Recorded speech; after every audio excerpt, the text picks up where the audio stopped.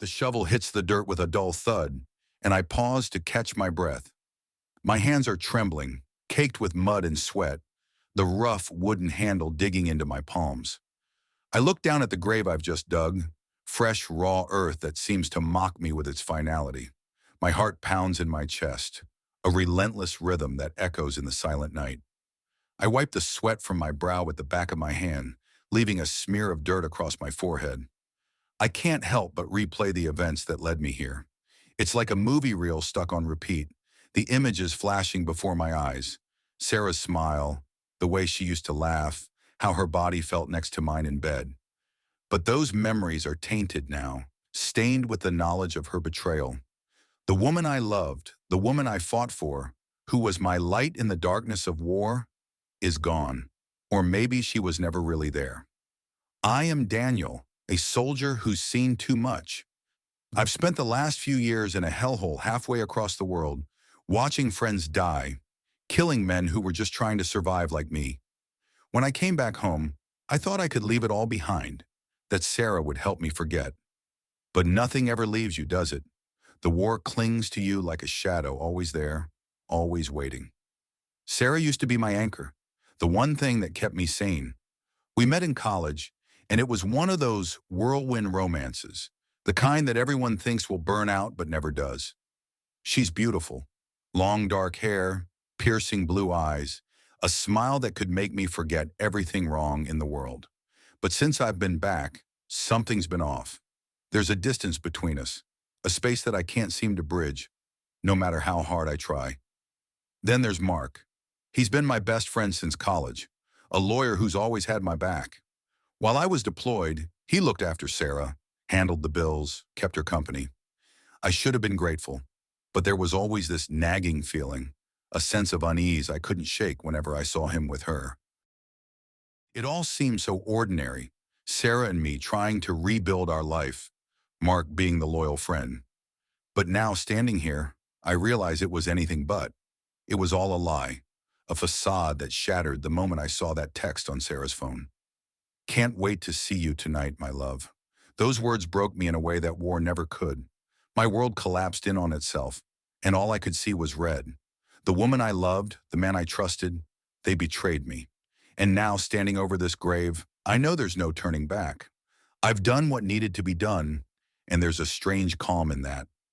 Justice, in my own twisted way, has been served. But as the night closes in around me, I can't escape the feeling that this is only the beginning.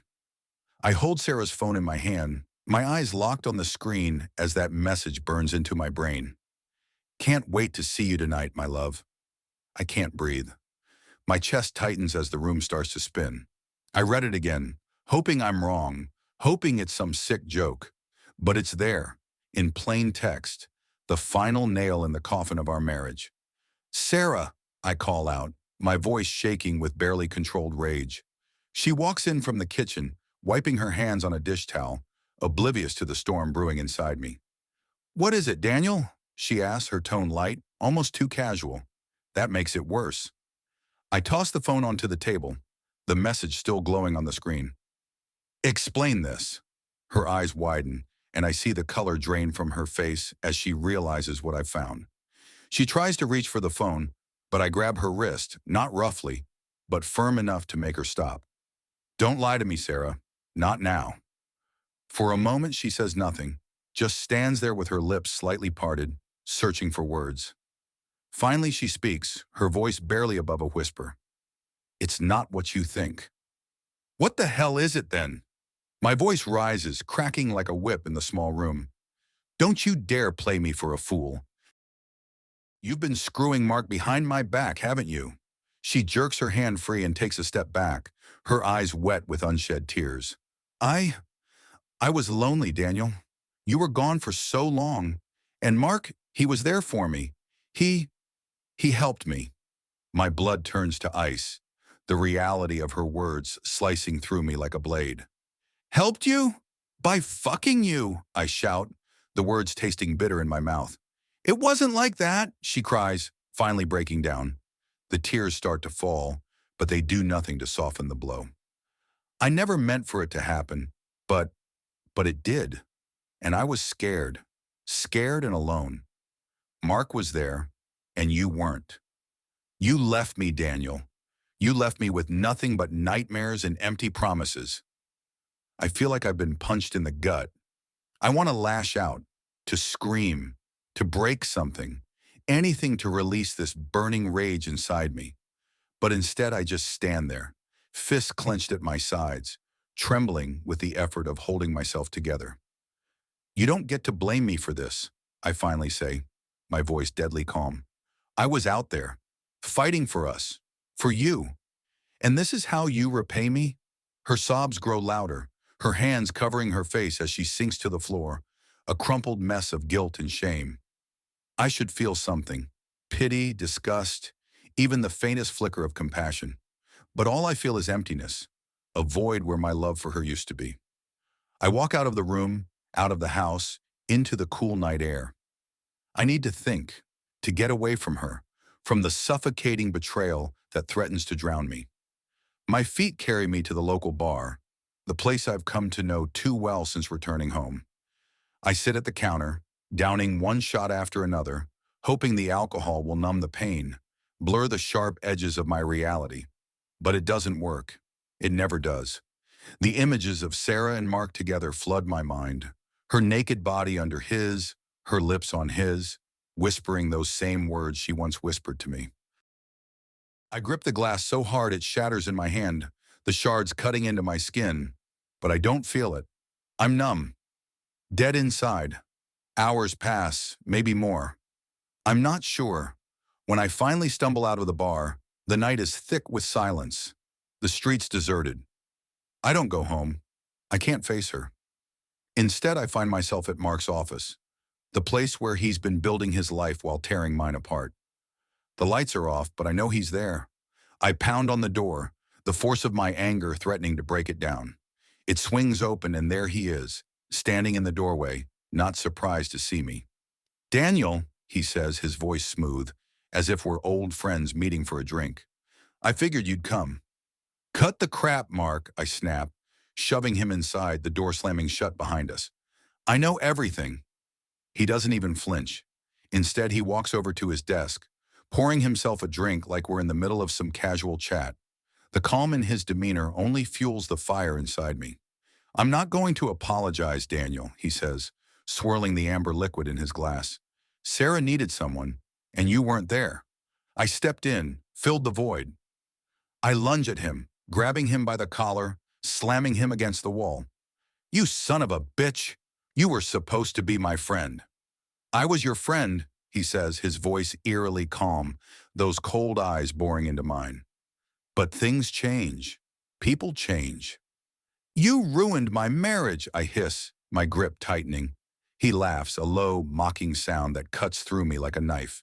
"You ruined it the day you left her alone, Daniel. You couldn't handle your life here, so you ran off to fight someone else's war, leaving her to pick up the pieces." His words are like gasoline on a fire, igniting every raw nerve in my body. I want to hit him, to break his smug face into pieces, but something holds me back. Maybe it's the law degree hanging on the wall, a reminder of just how much control he has over my life, over Sarah.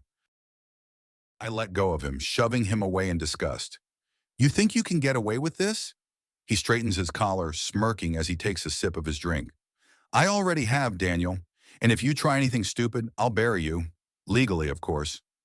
I stare at him, my mind racing, calculating, trying to find a way to wipe that smug look off his face for good. But he's right. Any move I make will end badly for me.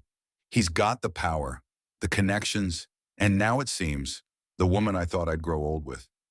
"Get out of my office, Daniel," he says, turning his back to me, dismissing me like I'm nothing more than a nuisance. I walk out, slamming the door behind me, my head spinning with anger and betrayal. The night air does little to cool the heat burning inside me. I walk aimlessly through the dark streets, my thoughts a chaotic mess. I can't let him win. I won't. But how? He's got everything lined up, all the cards in his hand. If I go to the police, he'll bury me in legal battles. If I confront Sarah again, she'll just fall deeper under his spell. Every option seems to lead to a dead end, a trap he's set for me. waiting to snap shut the moment I make a move. But then a thought creeps in. Something dark, twisted, but undeniably satisfying. If I can't beat him in the system he controls, I'll have to find another way. A way that ensures he pays for every lie, every betrayal. I need to plan this carefully, to cover my tracks, to make sure that when it's all over, he's the one who's destroyed, not me. I head home, my mind buzzing with possibilities. Sarah's already in bed when I walk in. She's lying on her side, her back to me, the sheet pulled up to her neck like a shield. I can't stand to look at her, knowing where she's been, what she's done. But as I slip into bed beside her, I can't ignore the need that rises within me, the primal urge to reclaim what was taken from me. I reach out, my hand sliding under the sheet, tracing the curve of her hip. She stiffens at my touch but doesn't pull away. I can feel her tension, her guilt, and it only fuels my desire. I move closer, pressing myself against her, my lips brushing against her neck. "Daniel," she whispers, her voice trembling. "Shh," I murmur, my hand moving lower, finding the heat between her thighs. "Just let me." She doesn't resist, and soon her body responds to my touch, the sheets rustling as we move together. It's not lovemaking, it's something else, something darker, a need to assert my claim over her, to remind her that she's still mine, even if she's been with him. When it's over, we lie there in silence, the space between us colder than ever. I stare at the ceiling, my mind already plotting, scheming, the wheels turning faster with each passing second. I know what I need to do. Mark won't see it coming, and when I'm done, he'll regret the day he ever thought he could take what's mine. I wake up in a cold sweat, the sheets tangled around my legs like a vice.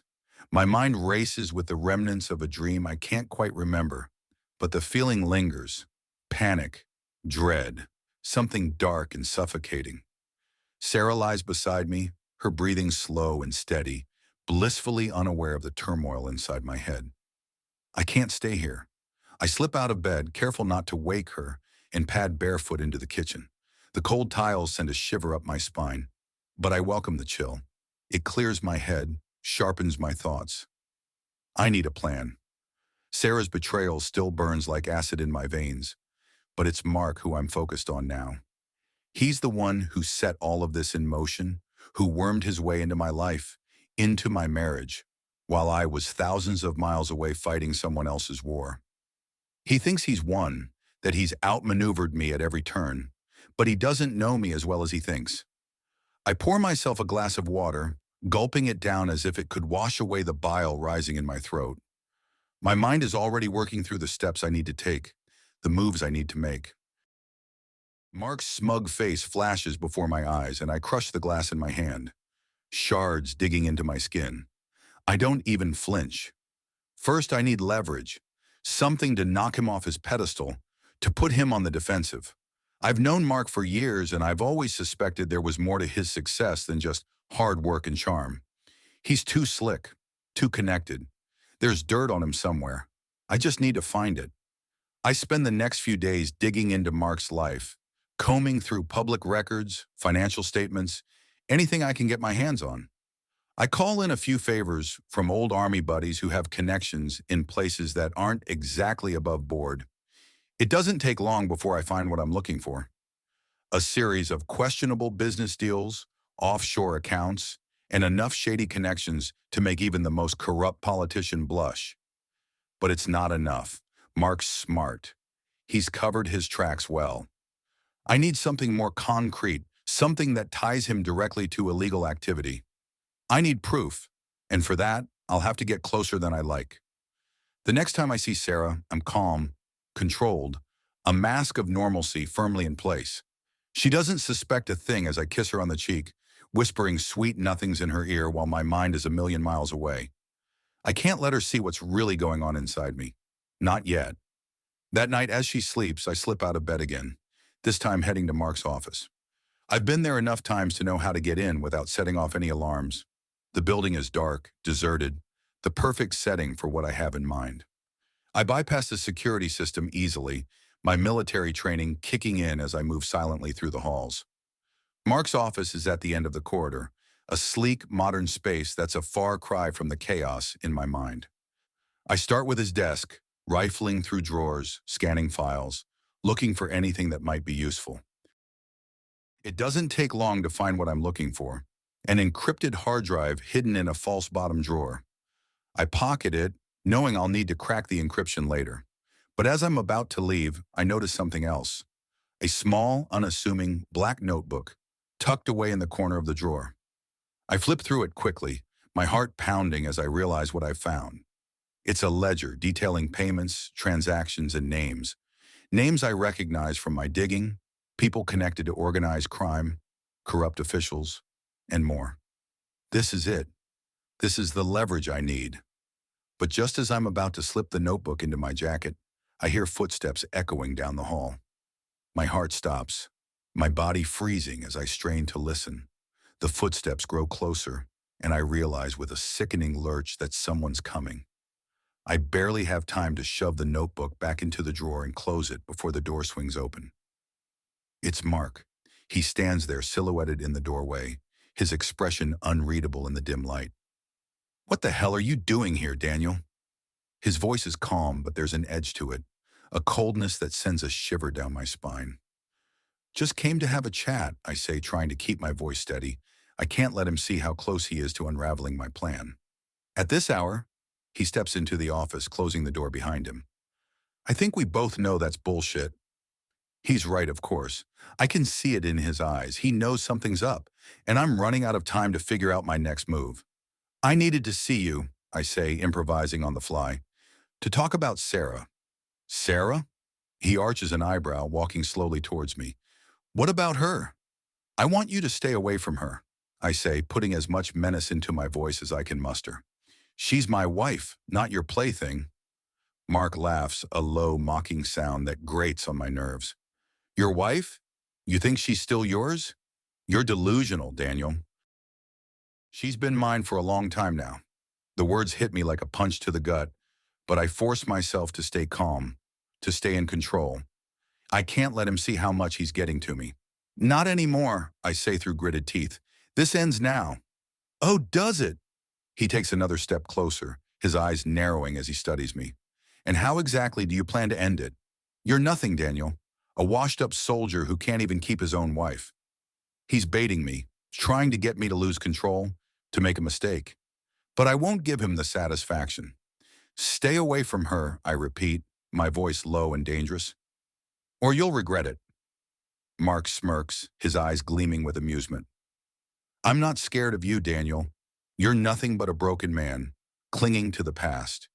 You don't have the guts to do what needs to be done." He turns his back on me, heading towards his desk, dismissing me like I'm nothing. But as he reaches for his phone, something snaps inside me. Before I even realize what I'm doing, I've lunged at him, grabbing him by the collar and slamming him against the wall. "You think I won't?" I hiss, my face inches from his. "You think I won't do whatever it takes to protect what's mine?" For a moment, Mark's facade cracks, and I see a flicker of fear in his eyes. But then it's gone, replaced by that infuriating smirk. "Go ahead," he taunts. "Hit me. Kill me. See what happens."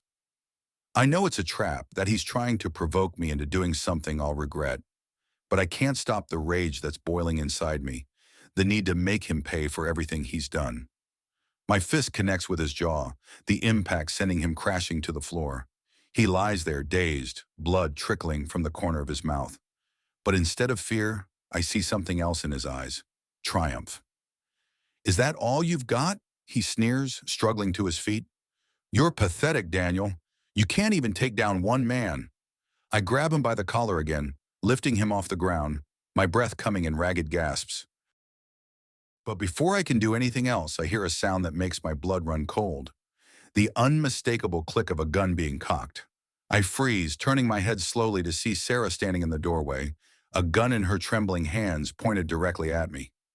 "Daniel, stop," she pleads, her voice shaking. "Please, just stop."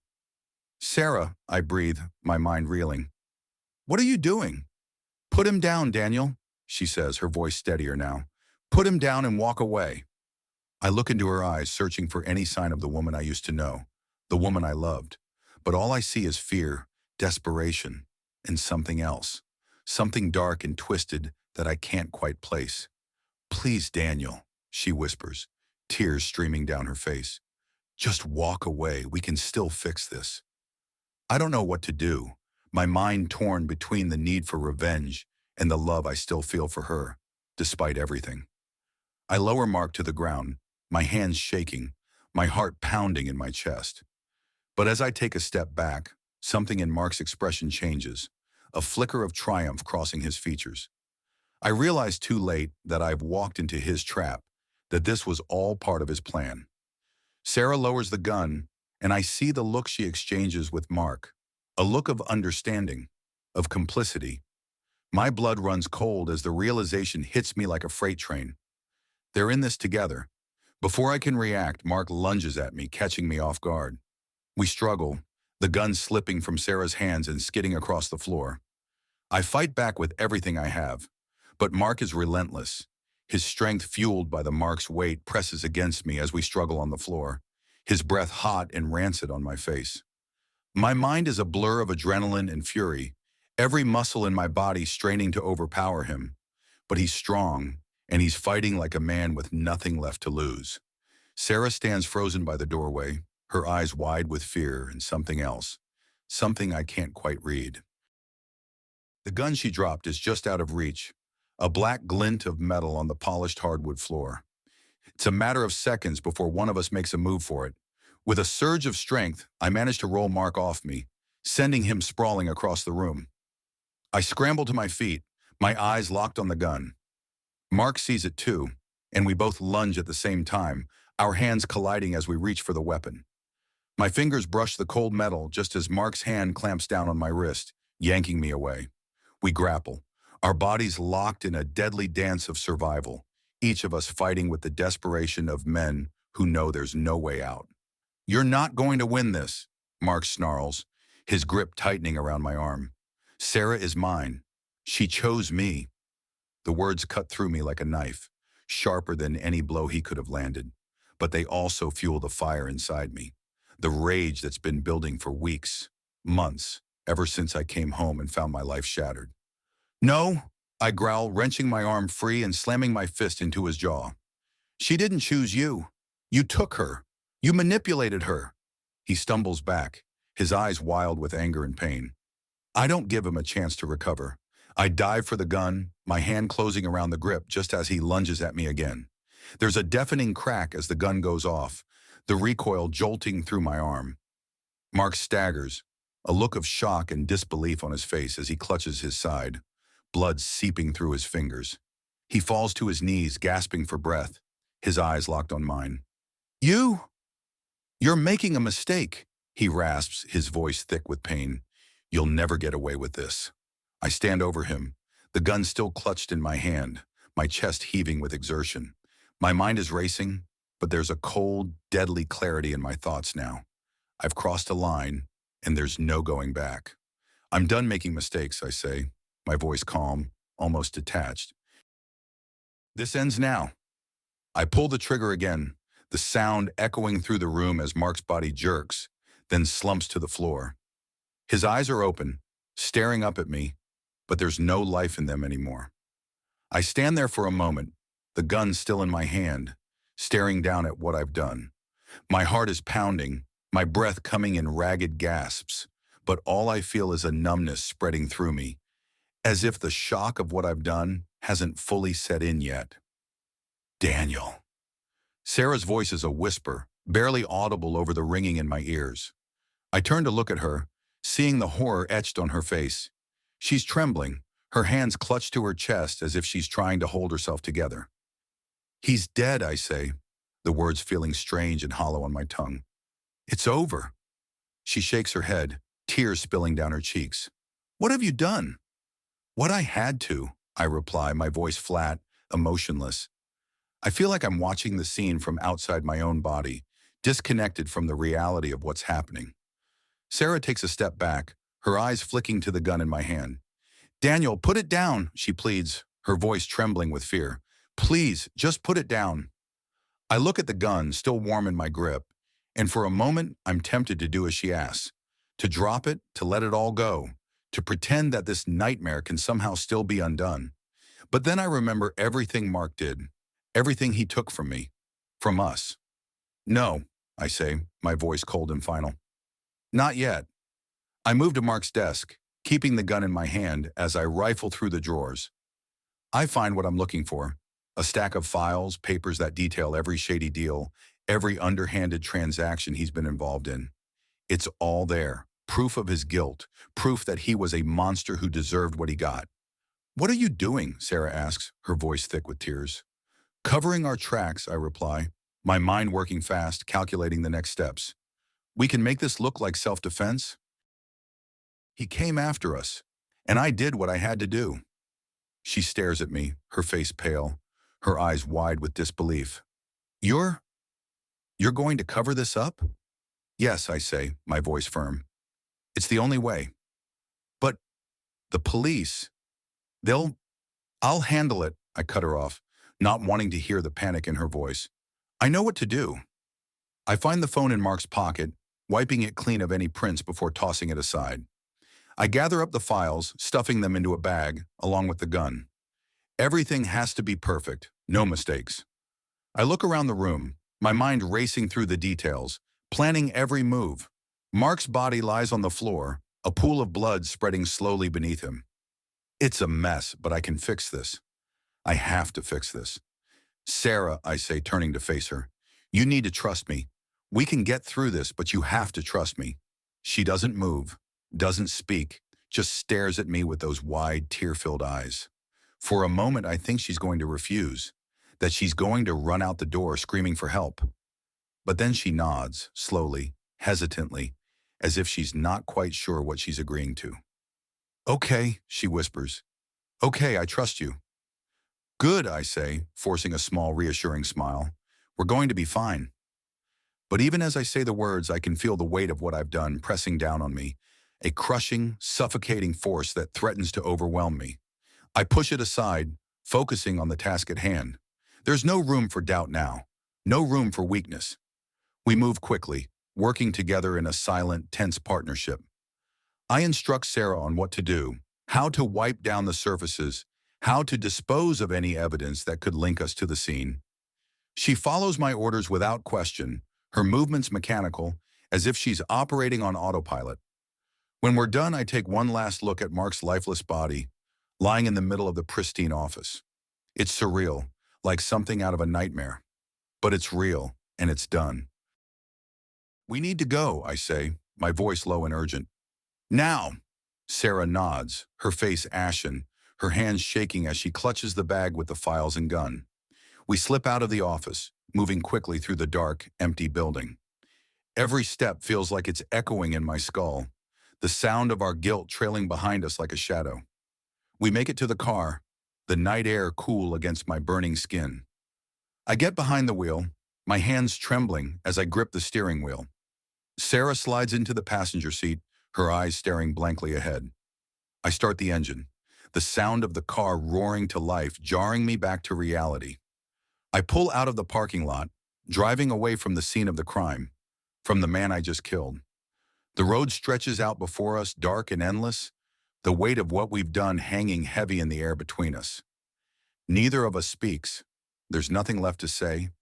As the city lights blur into the distance, I can feel the walls closing in around me, the enormity of my actions crashing down like a tidal wave. There's no turning back now, no undoing what's been done. I glance over at Sarah, her face pale and drawn, her eyes haunted. I wonder if she'll ever look at me the same way again, if she'll ever forgive me, or if I'll ever forgive myself. But it doesn't matter. What's done is done. And now, we have to live with the consequences. The police arrive within minutes of my call.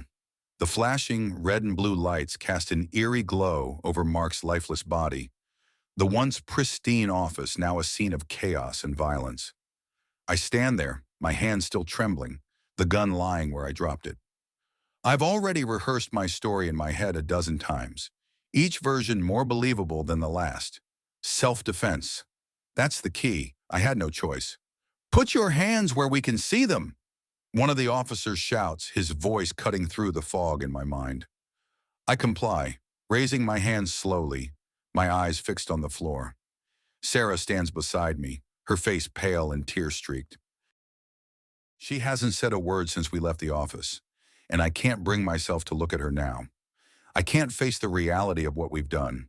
The officers move in, their guns drawn, their eyes wary. They're ready for anything, prepared to deal with whatever threat might still be lurking in the shadows. But there's nothing left. Mark is dead, and the only danger now is the one I've created for myself. It was self-defense, I say, my voice sounding foreign to my own ears. He came after us. I had no choice. One of the officers steps forward, his eyes narrowing as he assesses the scene. You're Daniel, right? The war vet? I nod, grateful that my reputation still holds some weight. It's the only thing I have left to cling to. All right, let's get you both out of here, the officer says, his tone softer now. We'll sort this out back at the station. They cuff me, not roughly, but with the practiced efficiency of men who have done this 1,000 times before. Sarah is led away separately, her eyes vacant, her body moving on autopilot.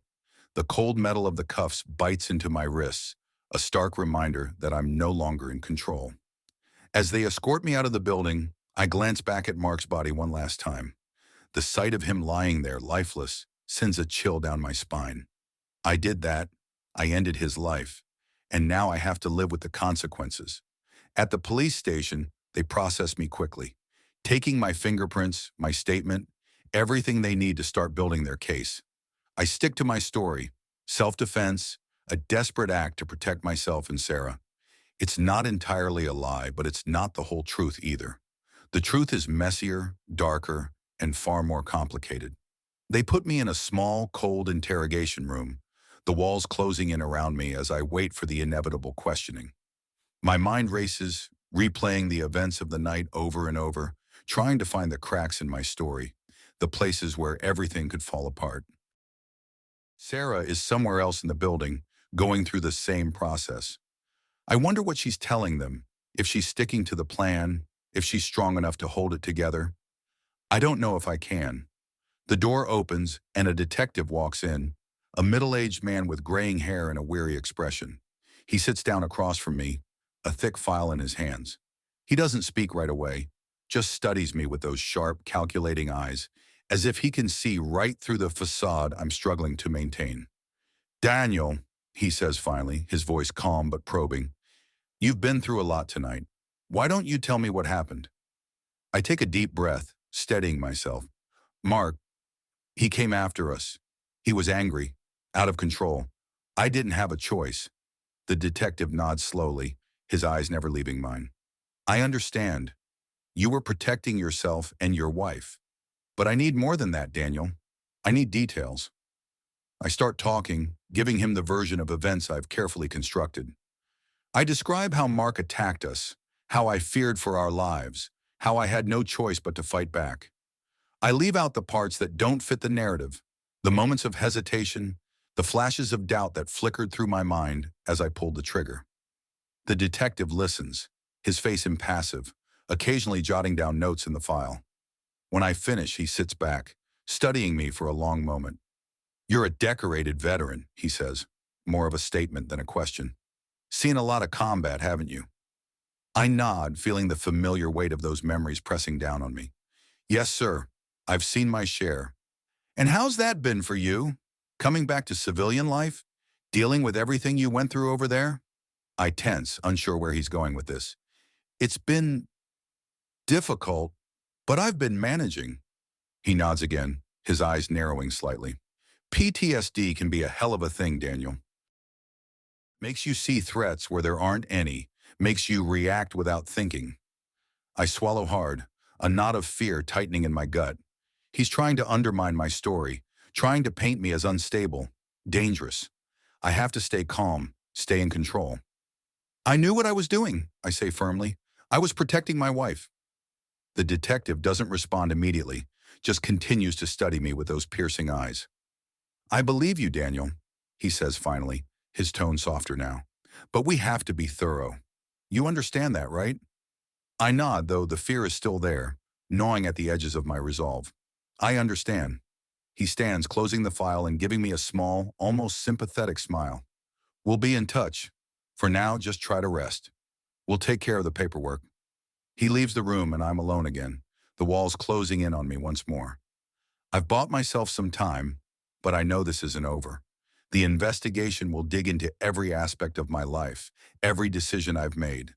They'll be looking for any reason to doubt my story, to tear apart the fragile lie I've built. Days pass in a blur. The investigation is relentless. Every detail of my life being scrutinized under a microscope. My military record, my relationship with Sarah, my connections to Mark. It's all being dissected, analyzed, looking for cracks, for anything that doesn't add up. The media gets wind of the story, and soon my face is plastered across every news channel. Every headline screaming accusations, speculation. They dig up my past, my struggles with PTSD, painting me as a ticking time bomb that finally exploded. Sarah and I barely speak. She's a ghost in our house, drifting from room to room, lost in her own world of guilt and confusion.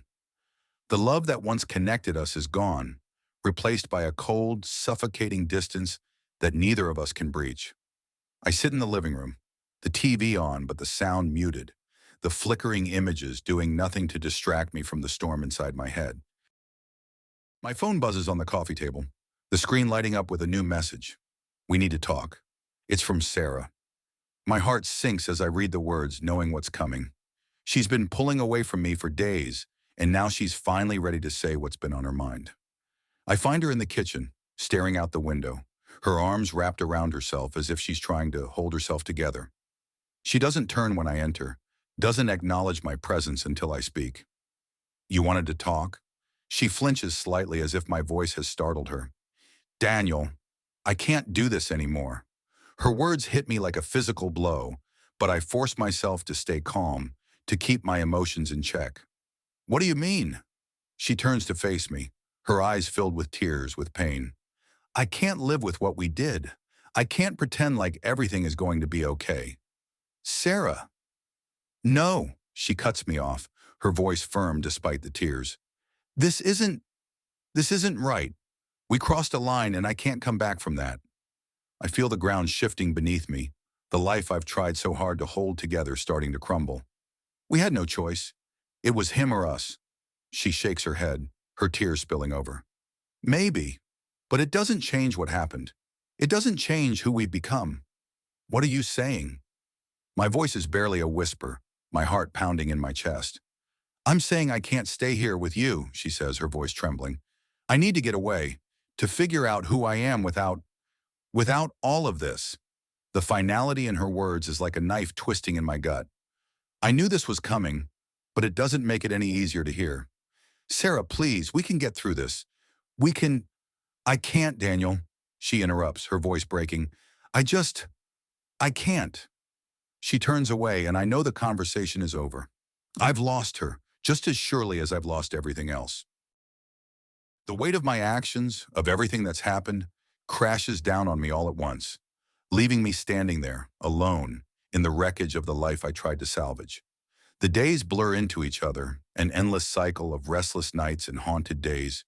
The investigation drags on, every detail of my life examined under a microscope. I'm not arrested, but I'm far from free. The police keep a close watch on me, their questions relentless, digging into my past, my psyche, looking for any sign that I'm more than just a man defending his home. The media paints me as a troubled vet, a man haunted by demons that finally pushed him over the edge. The truth is, they're not entirely wrong.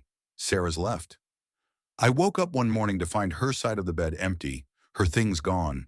There was no note, no explanation, just a hollow silence where she used to be. It's better this way, I tell myself. We were living a lie, trying to piece together something that was already broken. But her absence feels like a weight on my chest, a final, crushing blow that leaves me gasping for air. I don't blame her for leaving. After everything we've been through, everything I've done, I'm not the man she married. I'm not even sure who I am anymore. I stare at myself in the mirror, searching for something familiar, but all I see is a stranger, cold, hard, a man shaped by violence and betrayal. The police come by less frequently now. The questions have slowed, but the scrutiny hasn't. They're waiting for me to slip up, to give them something they can use to unravel the story I've carefully constructed. I've been careful, meticulous, but there's always a risk. The weight of that risk hangs over me, a constant reminder that I'm living on borrowed time. I can't stay here. This house is a mausoleum, filled with ghosts and memories that refuse to fade. I need to get away, to find some semblance of peace, to try to rebuild whatever's left of my life.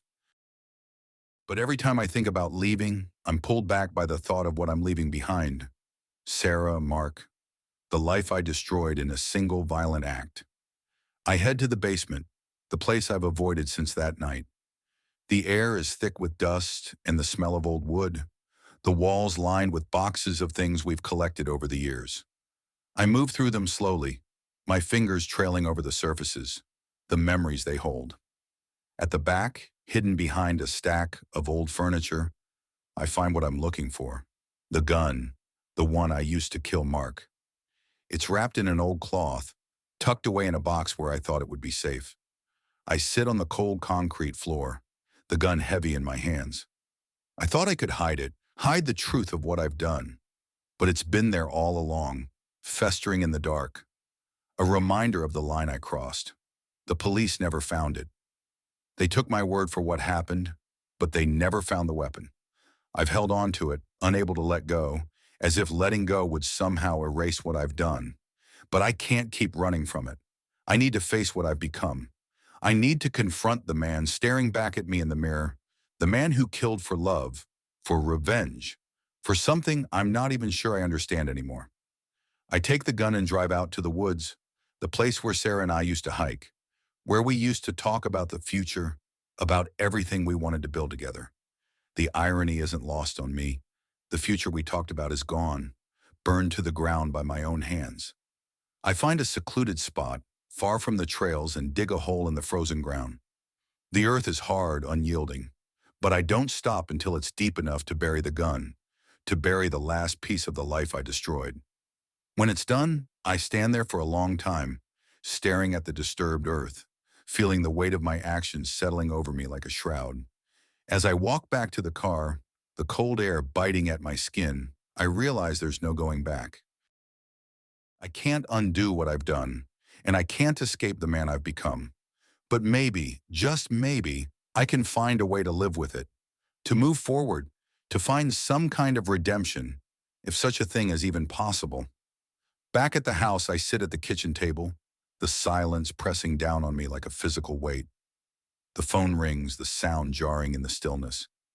I don't recognize the number, but I answer it anyway, my voice hollow and distant. "Daniel, it's Sarah." Her voice is soft, tentative, like she's not sure she should be calling.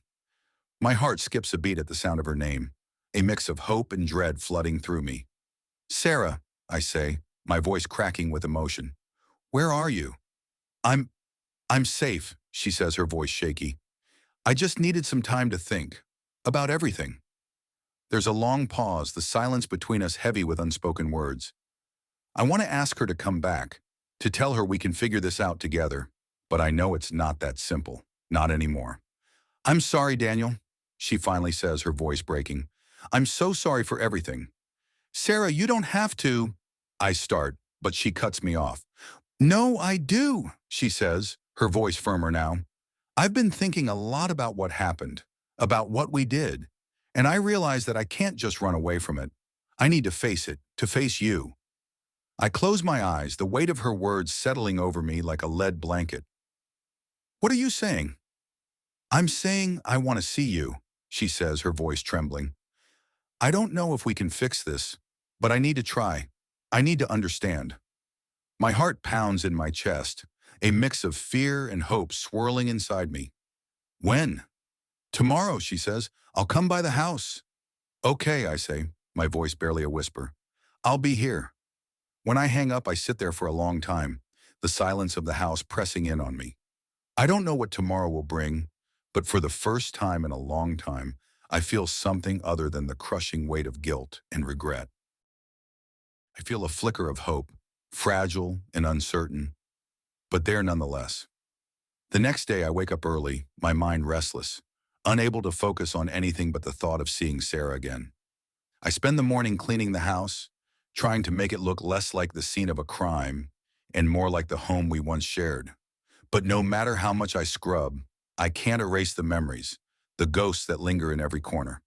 When the doorbell rings, my heart leaps into my throat. I take a deep breath, trying to steady myself, and open the door. Sarah stands there looking fragile and uncertain, her eyes red-rimmed, as if she's been crying. We stand there for a moment, neither of us knowing what to say, the weight of everything we've been through hanging between us like a dark cloud. "Can I come in?" she finally asks, her voice barely above a whisper. I nod, stepping aside to let her in. She walks into the living room, her eyes scanning the room, taking in the changes, the things that haven't changed. She sits down on the couch, and I sit across from her, the distance between us feeling like a chasm. "Thank you for coming," I say, my voice rough with emotion. "I almost didn't," she admits, her hands twisting in her lap. "But I couldn't keep running. Not from you, not from what we did. Sarah, I start, but she cuts me off, shaking her head. "No, let me say this," she says, her voice firm but trembling. "We did something terrible, Daniel. Something that I don't know if we can ever come back from. But I need to try. I need to understand why it happened, why you did what you did." I swallow hard, the pain of her words cutting deep. "I did it for you," I say, my voice barely audible. "I did it because I couldn't stand the thought of losing you." "But you did lose me," she says, her voice breaking. "You lost me the moment you decided to kill him." The truth of her words hits me like a punch to the gut, and I feel the weight of my actions pressing down on me with renewed force. "I know," I whisper, tears burning in my eyes. "I know, and I'm so sorry." We sit there in silence, the weight of everything we've lost hanging heavy in the air. I don't know if we can ever fix what's been broken, if we can ever find a way back to the people we used to be. But for the first time in a long time, I feel a flicker of hope. Fragile, uncertain, but enough to make me believe that maybe, just maybe, there's a way forward. Maybe, just maybe, we can find a way to live with the choices we've made and somehow find a way to forgive ourselves and each other. The door closes behind her, and the silence that follows is suffocating. I stand there frozen, my mind struggling to process the last few minutes. Sarah was here, she was here, and now she's gone again. The house feels emptier than it ever has, every corner a reminder of what we've lost. I sit down on the couch, the spot where she was just sitting, and lean back, staring at the ceiling. The weight of everything I've done, everything that's happened, presses down on me like a lead blanket. I feel like I'm drowning in it, the guilt, the anger, the loss all swirling around me, pulling me under. I killed Mark. I ended his life with my own hands, and I justified it as something I had to do. For Sarah. For us. But now I see the truth. There was no us to save. There was only me, blinded by rage and betrayal, desperate to hold on to something that was already gone. I reach for the bottle of whiskey on the coffee table, the same bottle that's been my companion through too many sleepless nights. I pour myself a glass, watching the amber liquid swirl around before downing it in one go. It burns going down, but I welcome the pain. It's better than the numbness. Sarah's words echo in my mind. "You lost me the moment you decided to kill him." She's right. I lost her long before that night. I lost her the moment I let my anger take control, the moment I let Mark get under my skin and push me over the edge. I pour another glass, but this time, I don't drink it. I just stare at it, the liquid trembling in the glass, reflecting the trembling in my hands. What have I become? A murderer. A man consumed by his own demons, unable to see the damage he was doing until it was too late. I think about the life we used to have, the love we shared before everything went wrong. It feels like a lifetime ago, like a dream I can't quite remember. I close my eyes, trying to hold on to the memory of Sarah's smile, the way she used to look at me with so much love in her eyes. But even that memory is tainted now, overshadowed by the reality of what we've become. I can't keep doing this. I can't keep living in this house, surrounded by the ghosts of my past. I need to move on, to find a way to live with myself, even if it means leaving everything behind. I stand up, the decision solidifying in my mind. I need to leave. Not just this house, but this city, this life. I need to start over, somewhere far away from the memories, from the pain. Maybe then I can find some kind of peace, some way to make amends for what I've done. I pack a bag, taking only the essentials. I don't need much, just enough to get by, to keep moving until I find a place where the past can't reach me. I grab my keys and head for the door, pausing only for a moment to look around the house one last time. It feels like I'm leaving a part of myself behind, a part I'm not sure I'll ever get back. But I have to go. I have to keep moving, or I'll drown in the weight of my own guilt. I step outside, the cool night air hitting me like a slap in the face. I breathe it in, letting it fill my lungs, trying to shake off the heaviness that clings to me like a second skin. I walk to the car, the sound of my footsteps the only noise in the stillness of the night. As I drive away, I don't look back. I can't. If I do, I might lose my resolve, and I can't afford that. Not now. Not when I'm finally making the choice to leave it all behind. The road stretches out before me, dark and endless, the headlights cutting through the night. I don't know where I'm going, but it doesn't matter. Anywhere is better than here, better than the place where I became the man I never wanted to be. I drive for hours, the city fading away in the rearview mirror, replaced by the open road, the unknown. It's a strange feeling, this mix of fear and relief, knowing that I'm leaving everything behind, but also knowing that it's the only way forward. I think about Sarah, about what she said, about the possibility of starting over, but I know that even if we tried, it would never be the same. The trust is gone, the love we had tainted by the choices we made, the lines we crossed. The sun starts to rise, the first rays of light breaking through the darkness, and I finally pull over, the exhaustion catching up with me. I sit there for a moment, watching the horizon, the colors bleeding into the sky, and I feel a strange sense of calm. Maybe this is what I need. A new beginning, a chance to find myself again, to figure out who I am without the weight of my past dragging me down. I don't know what the future holds, but for the first time in a long time, I feel a glimmer of hope. It's small, fragile, but it's there, and it's enough to keep me going. As I sit there watching the sunrise, I make a promise to myself. I'm going to find a way to live with what I've done, to make peace with the man I've become.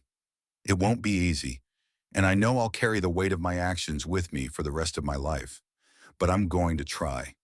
And maybe, just maybe, I'll find a way to start over, to build a new life out of the ashes of the one I left behind.